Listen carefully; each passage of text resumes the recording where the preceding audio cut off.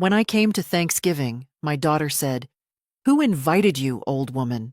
This is family only. Leave." I left silently and crossed her out of my will. A week later, she found out and... Good day, dear listeners. It's Clara again.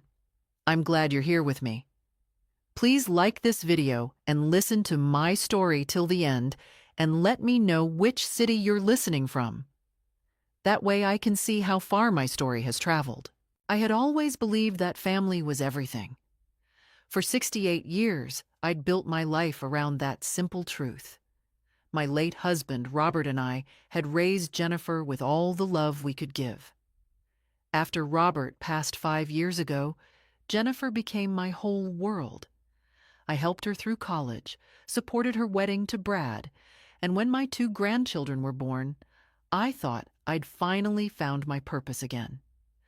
The house felt empty without Robert, but Jennifer's weekly calls and Sunday dinners kept me going. I'd spend hours baking her favorite apple pie, knitting blankets for the kids, and sending little gifts just to remind her I was thinking of them. When she asked me to babysit, I dropped everything. When they needed money for a new car last year, I didn't hesitate to help. That's what mothers do, isn't it? But something started changing about 6 months ago. The calls became shorter, less frequent. Jennifer's voice sounded different, distant, almost irritated when I'd ask about the grandchildren. "Mom, I'm busy," she'd say, cutting conversations short. When I'd suggest visiting, there was always an excuse. Brad's work schedule, the kids' activities, home renovations. I told myself not to worry. Young families are busy. I remembered those years myself, juggling everything. But the knot in my stomach wouldn't go away. Why did Jennifer suddenly need to check her calendar before confirming our regular Sunday dinners? Why did she stop answering when I called, only texting back hours later with brief responses? 3 weeks before Thanksgiving, I asked if I should bring anything to their celebration. Jennifer's reply came 2 days later. "We'll let you know." That was it. No warmth, no excitement, just 4 cold words. I stared at my phone, trying to understand what I'd done wrong. Had I been too pushy? Too involved? I'd raised her to be independent, but maybe I'd failed somehow. The morning of Thanksgiving, I spent hours preparing. I made my famous sweet potato casserole, the one Jennifer had loved since childhood. I bought new outfits for the grandchildren. Little Emma would look adorable in that dress. I even got Brad his favorite bourbon, the expensive one he'd mentioned months ago. My hands shook slightly as I wrapped everything. Something felt off, but I pushed the feeling down. This was family. This was Thanksgiving.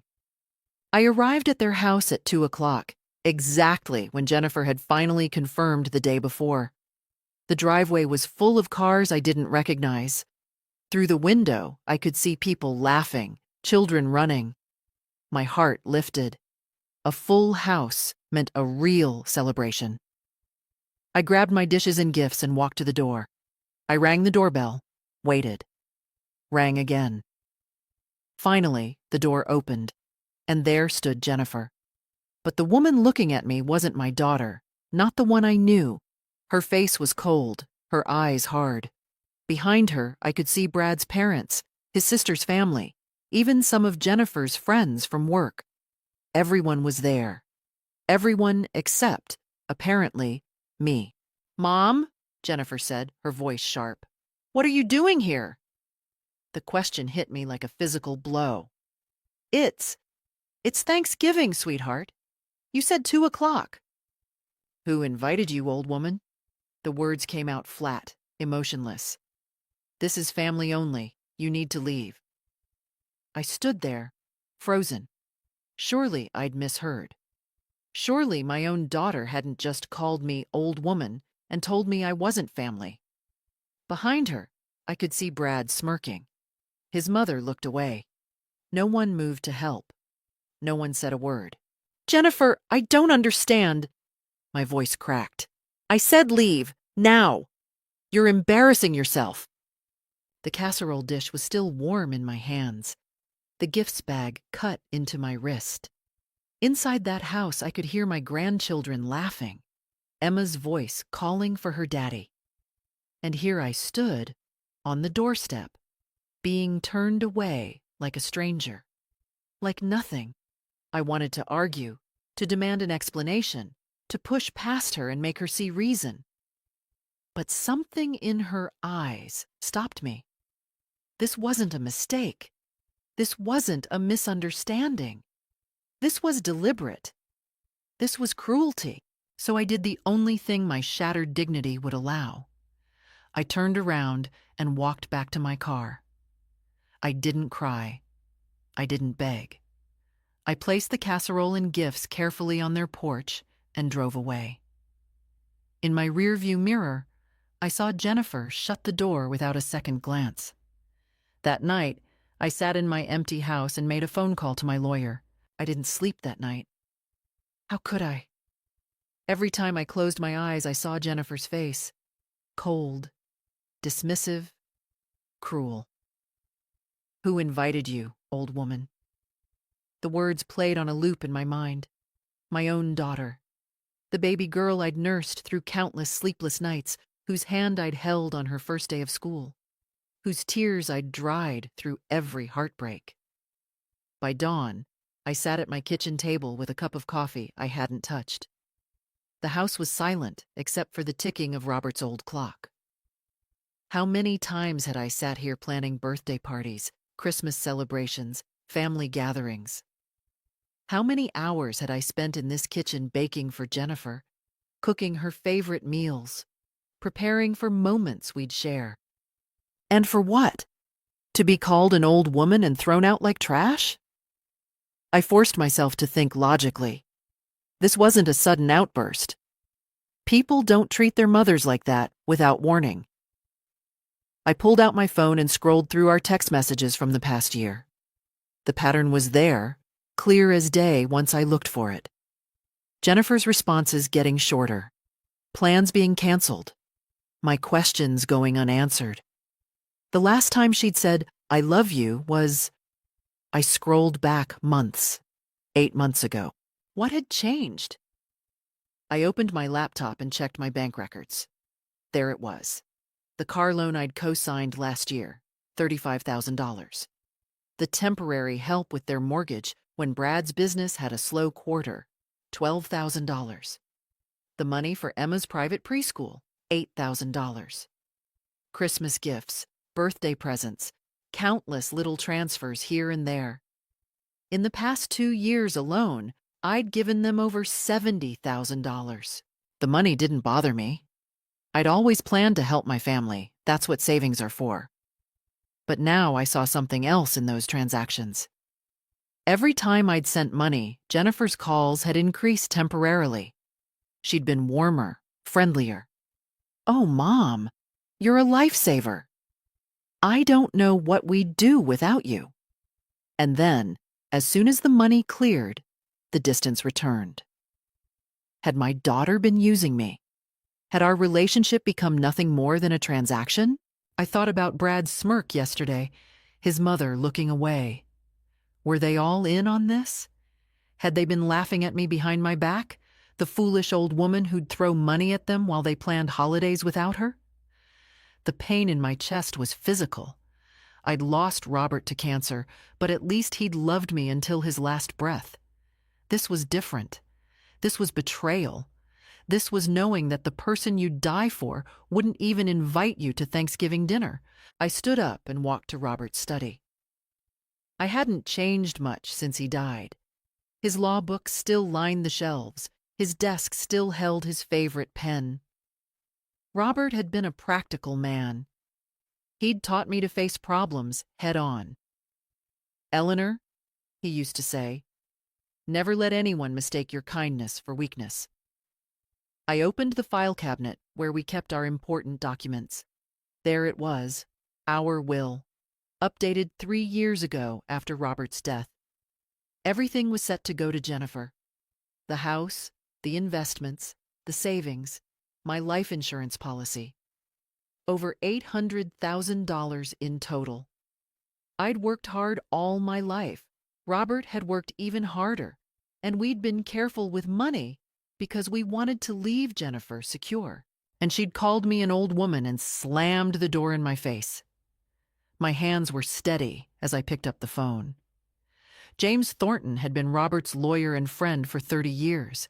He'd handled our will, our estate planning, everything. If anyone could help me now, it was James. Eleanor? His voice was warm when he answered. How are you? How was your Thanksgiving? The question almost broke me, but I kept my voice level. James, I need to make some changes to my will. Can you see me today? There was a pause. James knew me well enough to hear what I wasn't saying. Of course. Come by my office at 10. Eleanor, is everything all right? No, I said simply, but it will be. I hung up and looked around Robert's study. He'd always told me I was too soft, too giving. You can't let people take advantage of you, Ellie, he'd warned. I'd laughed it off. My family would never do that. How wrong I'd been. But I wasn't that foolish woman anymore. Jennifer had made her choice. Now I would make mine. James Thornton's office smelled like old leather and coffee, comforting and familiar. He'd handled Robert's funeral arrangements, helped me navigate the financial maze after I became a widow. When I walked in that Friday morning, his expression told me he already suspected something serious. Eleanor, sit down. He gestured to the chair across from his desk. Tell me what happened. I did. Every detail. The excluded invitation, the cold rejection, the door shutting in my face. James's jaw tightened as I spoke. When I finished, he was quiet for a long moment. I'm sorry, he finally said. No one deserves that, especially not from their own child. He pulled out a legal pad. You want to change your will. I want Jennifer removed completely. My voice didn't shake. Everything goes to charity. Medical research, children's hospitals, causes that matter. She gets nothing. James nodded slowly. I have to ask, are you certain? This isn't a decision to make in anger. Wills can be changed again, but family rifts can be caused by daughters who treat their mothers like garbage? I met his eyes. I'm not angry, James. I'm done. She made it clear I'm not family. So be it. He drafted the documents right there. My house, my savings, my investments, my life insurance, everything would go to carefully selected charities. Jennifer's name appeared only once, explicitly excluded from inheritance, with a clause explaining she'd been provided for during my lifetime and required nothing further. Sign here, here, and here. James indicated the lines. I'll need 2 witnesses. His secretary and junior partner came in. They didn't ask questions, just witnessed my signature and added their own. It took 20 minutes to dismantle what I'd spent decades building for my daughter. This is legally binding, James confirmed. If you die tomorrow, Jennifer receives nothing. You can change it any time, but until you do, this stands. Good, I gathered my purse. Send me copies for my records. Eleanor? James caught my arm as I stood. What are you going to tell her? Nothing yet. Let her wonder. I drove home feeling lighter than I had in days. The power had shifted. Jennifer thought I was weak, thought I'd take any treatment she dished out because I was desperate for family. She was about to learn otherwise. The call came Tuesday afternoon. I was in my garden, pruning roses that Robert had planted years ago, when my phone rang. Jennifer's name appeared on the screen. I let it ring 3 times before answering. Mom? Her voice had that familiar artificial sweetness. The tone I now recognized meant she wanted something. How are you? Fine. I kept pruning, phone tucked against my shoulder. Listen, I'm sorry about Thanksgiving. It was just, we had limited space, and Brad's family, she wasn't even trying to make it believable. But I played along. I see. Anyway, I wanted to ask you something. Brad's business has an opportunity to expand, but we need capital. Just $20,000.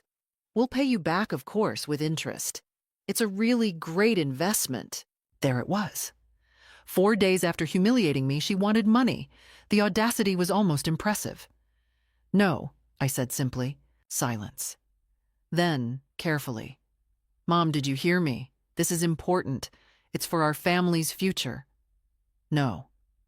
I cut a dead rose, watched the petals fall. I won't be lending you money anymore. What? The sweetness evaporated. Mom, we need this. The business is your business, Jennifer, not mine. You can't be serious. You've always helped us. Her voice rose. What, you're punishing me because of one dinner? Are you really that petty? One dinner. She'd reduced my humiliation to one dinner. I'm not punishing anyone, I said calmly. I'm simply choosing how to spend my money, and I choose not to spend it on people who call me an old woman and slam doors in my face. Oh my God, you're still on about that? Jennifer's laugh was harsh. Mom, grow up. You're so dramatic. We had a full house. You weren't invited. Big deal. Stop being such a victim. Every word confirmed what I'd suspected. She truly didn't see anything wrong with what she'd done. In her mind, I was the problem. Overly sensitive, demanding, pathetic. I have to go, I said. Mom, wait. The money. Goodbye, Jennifer. I hung up. She called back immediately. I didn't answer. She called 3 more times, then started texting. Mom? Don't be ridiculous. We're family. You can't cut us off. Brad is really counting on this. You're being selfish. I blocked her number and went back to my roses. That evening, I received an email from Brad's business account. A formal investment proposal, complete with projected returns. They were trying to make it sound professional, like I was a business partner rather than a mother being exploited. I deleted it without responding. 2 days later, Jennifer showed up at my house. I watched through the window as she rang the doorbell, knocked, rang again. I didn't answer. She couldn't do to me what I'd done to her. I owned this house, not her. Eventually, she left a note under my door. Mom, we need to talk. You're acting crazy. Call me. I threw it away, but I also opened my laptop and did something I'd never done before. I logged into social media and looked at Jennifer's accounts. Her Thanksgiving photos were public. There she was, smiling with Brad's family, the table laden with food. The caption read, "Grateful for our real family, the ones who matter. No drama, no guilt trips, just love." Real family. No drama. Was that how she saw me? As drama? As someone who didn't matter? I screenshot everything. James had told me to document any relevant communications. This was relevant. This was proof that her cruelty wasn't an accident or a misunderstanding. This was intentional, and now I had evidence. By the end of November, I'd made my next moves. I called the bank and removed Jennifer as the beneficiary on my accounts. I contacted my insurance company and changed the policy designation from Jennifer Roberts Matthews to American Cancer Society. Each phone call was easy, clinical, just paperwork, just names being erased from forms. It was astonishing how simple it was to remove someone from your life legally. A few signatures, a few forms, and suddenly, 38 years of motherhood became administratively irrelevant. I also did something I should have done years ago. I hired a financial advisor, not James, but someone who specialized in elder finances and estate protection. Margaret Chen came highly recommended, and when I explained my situation, she didn't judge. She just nodded and made notes. You'd be surprised how common this is, Margaret said. Adult children viewing elderly parents as ATMs. The good news is you caught it before doing any real damage to your security. She reviewed my finances. You're in excellent shape. The money you gave Jennifer, while substantial, didn't hurt your long-term stability. But no more loans. No more temporary help. Agreed? Agreed. And if she asks again, she won't get the chance.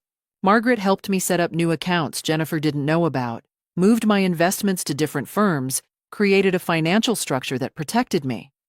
If anyone tries to claim undue influence over you or suggests you're incompetent, Margaret explained, this paper trail proves otherwise. You're making clear-headed financial decisions with professional guidance. I hadn't thought I'd need protection from accusations of incompetence, but Margaret was right to be cautious.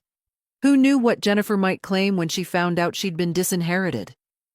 The explosion came the second week of December. I never found out how Jennifer learned about the will change. Maybe James's office had a leak, or maybe she'd simply put pieces together. But on a cold Tuesday afternoon, my doorbell rang insistently. Through the window, I saw Jennifer and Brad on my porch. Both looked furious. I considered not answering. But no, I'd hidden from this confrontation long enough. I opened the door but didn't invite them in. "What?" Jennifer hissed. "Did you do?" "I'm not sure what you mean." "Don't play stupid, Mother." Brad stepped forward. He'd never spoken to me like this before. Aggressive, intimidating. "We know you changed your will.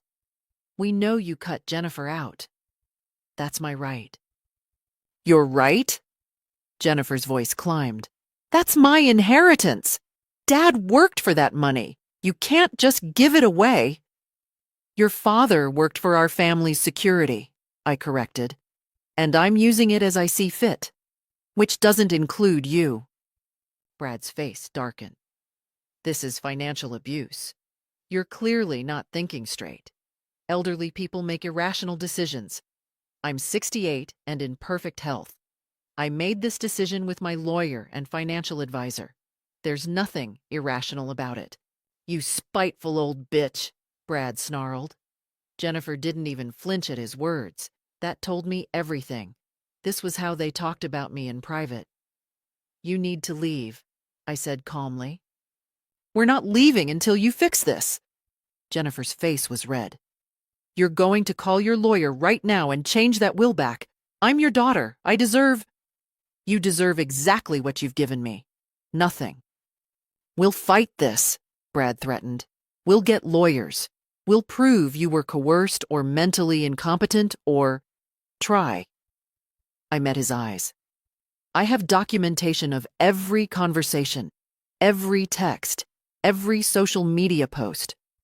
I have witnesses to your treatment of me. I have professional evaluations of my mental and financial competence. What do you have? A sense of entitlement?" Jennifer's eyes filled with tears. Finally, emotion. But I recognized this tactic too. How many times had she cried to get her way as a teenager? "Mom, please. I'm sorry about Thanksgiving. I'm sorry I hurt you. Can't we work this out?" "I love you." "If you loved me, you wouldn't have slammed a door in my face. It was a mistake. I was stressed, and you showed me exactly who you are. I believe you now." Brad grabbed Jennifer's arm. "This isn't over. You're going to regret this." "Is that a threat?" "It's a promise. You're going to die alone, old woman, with no family, no grandchildren, nothing, and it'll be your own fault. Better alone than surrounded by people who only want my money." I stepped back. "Don't come here again. If you do, I'll call the police for trespassing." I closed the door. Through the wood, I could hear Jennifer sobbing and Brad cursing. I heard their car doors slam, the engine start, gravel spraying as they tore out of my driveway. Then silence. My hands were shaking, not from fear, but from adrenaline. I'd done it. I'd stood up to them. I hadn't caved, hadn't backed down, hadn't let them manipulate me. But Brad's words echoed. "You're going to die alone. Was he right? I walked through my empty house. Robert's chair sat vacant. No grandchildren's toys cluttered the floor. No family photos would be taken this Christmas. I'd chosen principle over family. I'd chosen dignity over love. Had I made the right choice? That night, I couldn't sleep. I kept thinking about Emma and little Jack. They were innocent in all this. They'd grow up never knowing their grandmother because of their parents' greed. Was I punishing them too? By morning, I'd made a decision. I needed space from all of this. I needed to clear my head and remember who I was before Jennifer, before motherhood, before I'd built my entire identity around being someone's parent. I booked a week at a bed and breakfast in Vermont. Somewhere quiet, somewhere I could think. I'd leave in 3 days, once I'd taken care of a few more things. I needed rest, but more than that, I needed to remember that Eleanor Morrison had value beyond what she could give to ungrateful children. The emails started arriving the next day, not from Jennifer's regular account, but from a new one, jenniferhartfelt@gmail.com. The subject lines were designed to tug at my emotions. I miss you, Mom. The kids ask about Grandma every day. Can we please talk, for Emma and Jack's sake? I didn't open them. I set up a filter that sent anything from Jennifer or Brad directly to a folder I could review with James if needed. I wouldn't subject myself to manipulation disguised as reconciliation. But Jennifer was persistent. She'd learned, apparently, that I was planning a trip to Vermont. On the morning I was supposed to leave, a flower delivery arrived at my door. 2 dozen roses with a card. Mom, please don't leave angry. Let's fix this as a family. Love, Jennifer, Brad, Emma, and Jack. The children's names were pure manipulation, as if a 4-year-old and a 2-year-old had any say in sending flowers. I accepted the delivery, then immediately drove the bouquet to the local nursing home. The residents there would enjoy them more than I would. I was loading my car when a vehicle pulled up. Not Jennifer's SUV, but a car I didn't recognize. A woman got out. Brad's mother, Patricia. We'd met a handful of times at family events. She'd been one of the people in Jennifer's house on Thanksgiving, one of the ones who'd looked away when I was rejected. Eleanor, wait. She approached cautiously. Can we talk? About what? I know what happened at Thanksgiving. I know what Jennifer and Brad did. Patricia looked genuinely uncomfortable. I wanted to say something that day, but I'm ashamed to admit I stayed quiet. At least she was honest. Why are you here now? Because what they're doing is wrong. This campaign to get you to change your will, it's disgusting. She glanced at my packed car. Are you leaving town? For a week, I need space. Patricia nodded. I don't blame you. Look, I can't control my son and Jennifer. She's not who I thought she was. But I wanted you to know that not everyone in the family agrees with how you've been treated. It was something. A small acknowledgement that I wasn't crazy, that I hadn't imagined or exaggerated the cruelty. Thank you. Brad's father and I are appalled. We've told Brad that if he doesn't fix this, he'll have problems with us too. She hesitated. For what it's worth, you're doing the right thing. Don't let them bully you. After she left, I sat in my car for a moment. Patricia's visit had been unexpected. Maybe I wasn't as alone as Brad had threatened. Vermont was exactly what I needed. The bed and breakfast was run by a couple in their 70s, Tom and Barbara, who immediately made me feel welcome. That first evening, sitting by their fireplace with hot cider, I found myself telling them everything. Oh, honey, Barbara said when I finished. I'm so sorry, but you did exactly right. She's your daughter, though, I said. Doesn't that count for something? Being someone's mother doesn't mean accepting abuse, Tom interjected. We have 3 kids, and if any of them treated Barbara that way, they'd be cut off too. Family is about love and respect, not obligation and manipulation. Over that week, I met other guests at the B&B, a retired teacher named Susan who'd gone through something similar with her son, a widower named Frank who'd learned to build a life after family disappointment, a young couple, Maria and James, who were estranged from their own parents due to toxicity and were building chosen family instead. Chosen family, Maria explained one evening over dinner, is the family you create from people who actually love and respect you. Blood doesn't mean they're good for you. I'd never thought about it that way. I'd always assumed blood ties were sacred, that mothers and daughters were bonded beyond breaking. But these people showed me a different truth. Family is what you make it, and sometimes the healthiest thing you can do is walk away from people who hurt you, even if you share DNA. Susan gave me the phone number for a support group in my area, other seniors dealing with estrangement from adult children. It's more common than you think, she said. You're not alone, Eleanor. By the end of the week, I felt stronger. The constant anxiety that had plagued me since Thanksgiving had eased. I could breathe again. I could imagine a future that didn't revolve around Jennifer's approval or presence. On my last night in Vermont, I had dinner with Tom and Barbara. "What are you going to do when you get home?" Barbara asked. "Live my life," I said simply. "I'm going to join that support group. I'm going to volunteer, maybe at the library or the hospital. I'm going to take a painting class I've been putting off for years. I'm going to fill my life with people who value me." "And Jennifer?" "She made her choice. I've made mine." Tom raised his glass. "To new chapters." We clinked glasses, and I felt something I hadn't felt in months. Hope.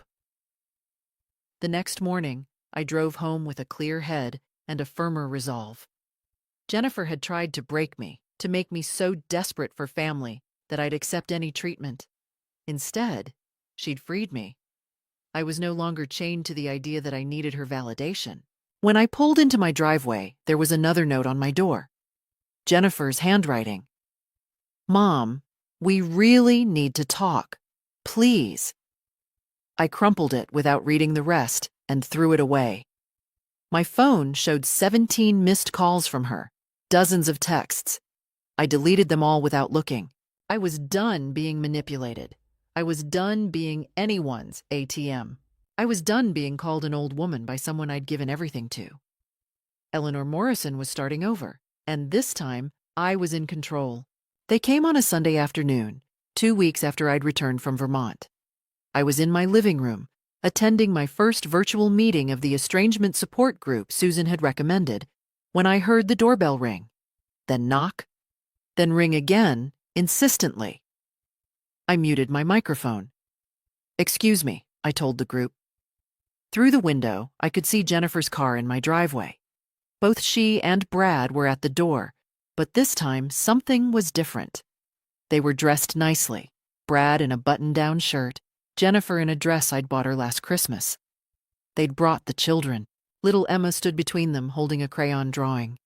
Jack was in Brad's arms, too young to understand any of this. My heart clenched. Using the children. They were actually using the children. I walked to the door but didn't open it. "What do you want?" "Mom, please let us in." Jennifer's voice was gentle, pleading. "We want to talk. Really talk. We brought Emma and Jack. They miss you." Emma held up her drawing to the window. "Gamma, I drew you a picture. My sweet granddaughter. 4 years old and already being used as a pawn in her parents' manipulation games." The rage I felt at Jennifer and Brad in that moment was white hot. But Emma was innocent. I opened the door. "Thank you," Jennifer breathed. They filed in, Jennifer first, then Brad, carrying Jack, then Emma, who immediately hugged my legs. "I missed you, Gamma," Emma said. "Mommy said you were sick. Are you better now?" "Sick?" I looked at Jennifer sharply. "Well, you've been distant, Mom. I had to tell her something." Jennifer sat on my couch without being invited, as if she had every right to be here. "Emma, Why don't you show Grandma your drawing? Emma climbed into my lap, chattering about her preschool and her friends and her new doll. Jack reached for me from Brad's arms. Gamma, Gamma. These babies had no idea their parents were monsters. I held them, feeling my resolve waver. Maybe I was wrong. Maybe family was worth fighting for, worth compromising for. Maybe. So, Mom, Jennifer said, her voice warm but calculated. We've been thinking a lot about everything that happened. We realize we made mistakes. Big mistakes, Brad added, bouncing Jack on his knee. We should have communicated better. We should have been clearer about Thanksgiving plans. Clearer? The word came out sharper than I intended. Emma looked up at me, startled. I softened my voice. Sweetheart, why don't you go see if Grandma has any cookies in the kitchen? Cookies! Emma scrambled off my lap and ran toward the kitchen. Jack wriggled to follow his sister. The moment the children were gone, the masks dropped. We're willing to move past this, Jennifer said, her voice losing its warmth. If you're willing to be reasonable. Reasonable meaning what exactly? Meaning you restore the will, Brad stated flatly. Jennifer is your daughter. She deserves to inherit. This whole thing is ridiculous, and you know it. What I know is that you called me an old woman and told me to leave. God, you're still on about that? Jennifer's frustration showed. Mom, you're being so petty. So we had one bad day. One moment where I was stressed and said things I shouldn't have. Are you really going to throw away our entire relationship over that? It wasn't one moment. It was months of distance, of using me for money, of treating me like I didn't matter. We never used you, Jennifer insisted. We borrowed money, yes, but that's what family does. They help each other. And slamming doors in each other's faces? Is that what family does too? Brad leaned forward. Look, Eleanor, let's cut the crap. You're angry. We get it. You wanted an apology. Here it is. We're sorry. Happy? Now let's all move on like adults. That's not an apology. That's a transaction. What do you want from us? Jennifer's voice rose. You want us to grovel? You want us to pretend you're perfect? You weren't exactly Mother of the Year, you know. You were always too pushy, too clingy, too involved in our lives. Too involved? I was there whenever you needed me. We didn't always need you. You just assumed we did. You smothered me my whole life, and now you're playing the victim because I finally set boundaries. The words landed like punches. Is that how she saw my love? As smothering? As something she'd had to escape? From the kitchen, Emma called out, Mommy, I can't find the cookies. In a minute, sweetie, Jennifer called back, then turned to me. Look, Mom, we're willing to forget all of this if you just fix the will situation. We'll come to Sunday dinners again. We'll include you in holidays. The kids can visit. Everyone wins. Everyone wins, I repeated slowly. As long as I give you my money. It's not about the money. But Jennifer's eyes said otherwise. Brad stood up. Let's be real here. You're old. You're alone. You need us more than we need you. Your little rebellion was cute, but it's time to face facts. Without us, you have nobody. No family, no grandkids, nothing. Is that really what you want for your final years? The threat was clear. Submit or lose your grandchildren forever. I looked at Brad, at Jennifer, at the life they were offering me. Conditional love, transactional relationships, the privilege of being tolerated as long as I kept my checkbook open. And I looked toward the kitchen, where Emma and Jack were laughing over something, innocent children being raised by people who saw family as a business arrangement. Get out, I said quietly. What? Jennifer blinked. Get your children and get out of my house. Mom, you're being unreasonable. I'm being clear. You came here to manipulate me, using your children as props. You didn't come to apologize or reconcile. You came to bully me into compliance. It won't work. Brad's face darkened. You're making a huge mistake. The mistake was thinking you'd change. Now leave.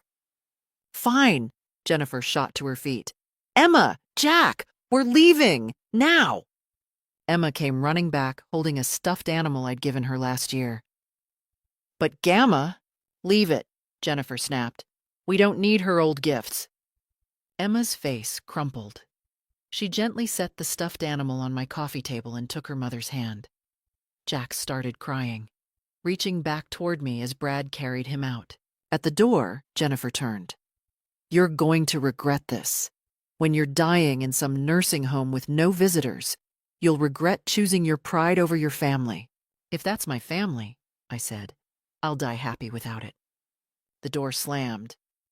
I heard Emma crying in the driveway, asking why they had to leave, why Grandma was crying. I was crying. I hadn't even realized. I locked the door and slid down against it, shaking. Not from doubt, from rage, from grief, from the terrible clarity of seeing exactly who Jennifer had become and knowing I couldn't save her from herself. But underneath the fear and sadness, there was something else. Resolve? They'd shown their true faces today. They'd proven that every decision I'd made was right.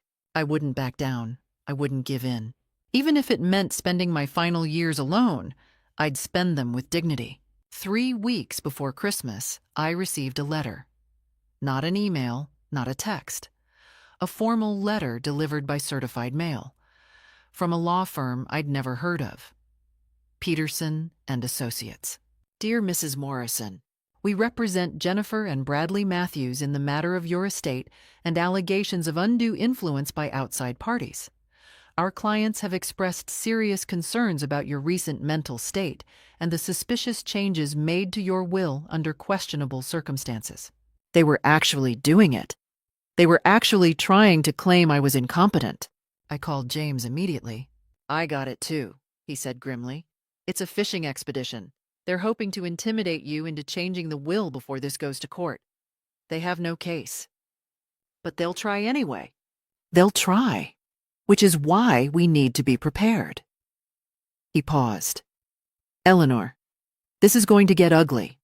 They'll drag out every difficult moment of your relationship, every argument, every time you forgot something or seemed confused.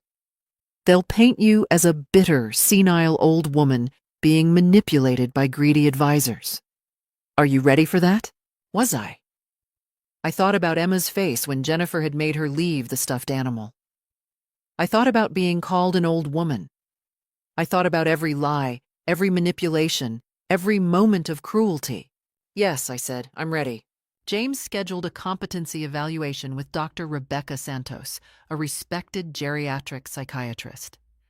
I spent 3 hours answering questions, taking cognitive tests, discussing my financial decisions and life history. Dr. Santos was thorough and kind. Mrs. Morrison, she said at the end, you are one of the most mentally competent people I've evaluated. Your memory is excellent. Your reasoning is sound. Your understanding of your finances is comprehensive. Anyone claiming otherwise is either misinformed or lying. Can you put that in a legal document? Already drafting it. The court hearing was scheduled for January 15th.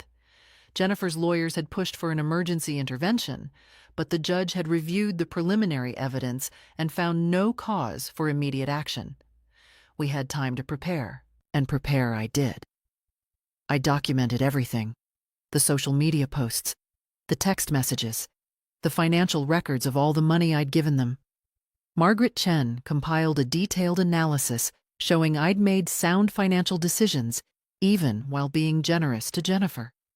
James gathered character witnesses, Tom and Barbara from Vermont, Patricia, Brad's own mother, who'd agreed to testify, members of my support group, my doctor, even the librarian at the local library where I'd started volunteering. But Jennifer was preparing too. A week before the hearing, a local news reporter showed up at my door. Mrs. Morrison, I'm doing a story about elder financial abuse and family estrangement. Your daughter reached out to us claiming she's been unjustly cut off by advisors exploiting you. Would you like to comment? So that was their play. Public pressure. Make me the villain, themselves the victims of predatory lawyers and financial advisors. Yes, I said, I'd like to comment. Come in. I gave that reporter everything. The full story, with documentation. The Thanksgiving rejection, the social media posts, the pattern of asking for money. I showed her the emails, the texts, the financial records. I gave her Dr. Santos's evaluation, Margaret Chen's analysis, everything. This isn't a story about exploitation, I said.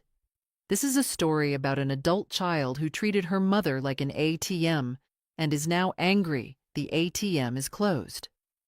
The story ran 2 days before the hearing. The headline, Local Woman Defends Right to Control Her Own Estate After Daughter's Rejection. Jennifer called me 30 times that day. I didn't answer. Brad sent threatening emails. I forwarded them to James. The morning of the hearing, I dressed in my best suit. The one Robert had loved. The one I'd worn to his funeral. I met James at the courthouse at 8 a.m. We reviewed the strategy one final time. They're going to try to provoke you, James warned. Stay calm, stay factual. Don't let them see emotion. I won't. The courtroom was smaller than I'd expected. Jennifer and Brad sat on one side with their lawyer, a slick young man in an expensive suit. I sat with James on the other. The judge, Honorable Martha Blackwell, was a woman in her 60s with sharp eyes and no-nonsense demeanor. Jennifer's lawyer went first, painting a picture of a confused elderly woman manipulated by opportunistic advisors who'd poisoned her against her loving family. He made Jennifer cry on the stand, real tears this time, or at least convincing ones, as she described how her beloved mother had changed after Robert's death, how she'd become paranoid and hostile. I just want my mom back, Jennifer sobbed. I don't care about the money. I just want her in our lives. It was a good performance. Even I almost believed it. Then it was our turn. James methodically presented the evidence. The social media posts showing Jennifer's Thanksgiving celebration with the caption about real family. The text messages where she'd called me dramatic and told me to grow up. The financial records showing a pattern of requests for money followed by emotional distance. The emails asking for $20,000 just days after the Thanksgiving rejection. Dr. Santos testified about my mental competency. Margaret Chen explained how I'd made careful, rational financial decisions with professional guidance. Patricia, Brad's own mother, testified that she'd witnessed the Thanksgiving incident and found Jennifer's treatment of me appalling and cruel. And then I took the stand. I told my story, simply, factually, without dramatization. I explained how I'd tried to be a good mother, how I'd given everything I could, and how I'd finally realized that my daughter saw me not as a person, but as a resource. Jennifer's lawyer tried to rattle me. Mrs. Morrison, isn't it true you've always been somewhat controlling of your daughter's life? I've always tried to be involved and supportive. If that's controlling, then yes. And isn't it true you've made substantial gifts to Jennifer over the years? Yes, which is why her treatment of me was so hurtful. But now you're punishing her for one bad moment? No, I'm protecting myself from ongoing mistreatment. Mrs. Morrison, do you love your daughter? The question hung in the air. Everyone waited. I love the person I thought she was, I said carefully. I'm not sure I ever really knew her. Judge Blackwell called for a recess. When we reconvened an hour later, her decision was swift. I've reviewed all the evidence, she said. Mrs. Morrison is clearly competent to make her own decisions. The will stands as written. This case is dismissed. The gavel came down. Jennifer's face went white. Brad started arguing with their lawyer. And I walked out of that courtroom with my head high. I'd won. The news article about the court case went viral. Daughter sues mother for inheritance, loses spectacularly, read one headline. Comments flooded in, thousands of people sharing their own stories of toxic adult children, of family betrayal, of choosing self-respect over obligation. Jennifer and Brad became local pariahs overnight. I heard through Patricia that Brad's business lost several major clients who'd seen the coverage. His business partner quietly bought him out at a substantial loss. The expansion they'd wanted my $20,000 for never happened. Jennifer had to quit her job at the insurance agency after her co-workers made her too uncomfortable. She couldn't show her face at Emma's preschool without whispers following her, but I felt no joy in their downfall, only relief that it was over. I threw myself into my new life. I joined the library's book club and made friends with 3 other widows, all building lives defined by more than their children. We had wine nights and went to movies and actually talked about things beyond family drama. I started volunteering at the hospital, reading to patients who had no visitors. I could offer them something I desperately needed: proof that they still mattered, that they still had value. I took that painting class. Turns out I was terrible at it, but I didn't care. I laughed at my lopsided trees and muddy colors. My instructor said the point wasn't perfection, but expression. The support group became a lifeline. Every Tuesday evening, I met with 8 other people navigating estrangement from adult children. I was no longer alone in my grief. Margaret Chen became more than my financial advisor. She became a friend. "You didn't just protect your money," she told me. "You protected your dignity." James called me on Valentine's Day with news. Jennifer's lawyers filed a notice. They're dropping all claims and appeals. It's over. Completely over. "How do you feel?" he asked. "Free," I said honestly. "Finally free." I redecorated Robert's study, making space for my own life. I set up a crafting table, hung new curtains, painted the walls a soft blue that I loved. My friend Susan visited in March. "You've bloomed," she told me. "When I met you, you were broken. Look at you now." I looked around my house. Fresh flowers I'd bought for myself, books from the library, a half-finished painting, photos of my book club friends beside the old family photos. I thought losing Jennifer would destroy me, I admitted. But it saved me. In April, I took a trip to Italy. Just me, a rolling suitcase, and a guidebook. I wandered through Rome, ate pasta in Florence, watched sunsets in Venice. One evening in Tuscany, an elderly Italian woman named Lucia asked if I was traveling alone. "Yes," I said. "It's my first time." "Solo traveling at your age? Brava!" She raised her wine glass. "To brave women who know their worth." We drank to that. James called in June with news that Jennifer and Brad were moving to North Carolina. "Fresh start, I suppose." "Good for them," I said, and I meant it. "Do you want me to reach out, offer closure?" No, the closure happened in that courtroom. I'd given Jennifer 38 years of my life. The rest belonged to me. A year after the court case, my life had transformed completely. The lonely widow counting down days between phone calls from a daughter who barely tolerated her. She felt like someone from another lifetime. I'd bought a new car, renovated my kitchen with big windows I'd always wanted, and adopted a rescue dog named Sunny who followed me everywhere. My calendar was full. Monday mornings, hospital volunteering. Tuesday evenings, support group. Wednesday afternoons, painting class. Thursday, book club. Weekends, hiking with Susan, day trips with friends, or quiet days at home with Sunny and a good book. I wasn't lonely. I was living. The charity organizations named in my will sent regular updates. I'd started contributing more during my lifetime, attending fundraisers. The Children's Hospital named a reading room after Robert and me. At the dedication ceremony, surrounded by doctors, nurses, and grateful families, I felt pride in how my money was being used. Laura from Book Club became one of my closest friends. She was 72, had 3 children who rarely called, and had decided years ago not to waste time being sad about it. Life's too short to pine for people who don't want you around. She taught me bridge, introduced me to her church community, and treated me like the sister she'd never had. My house became a gathering place.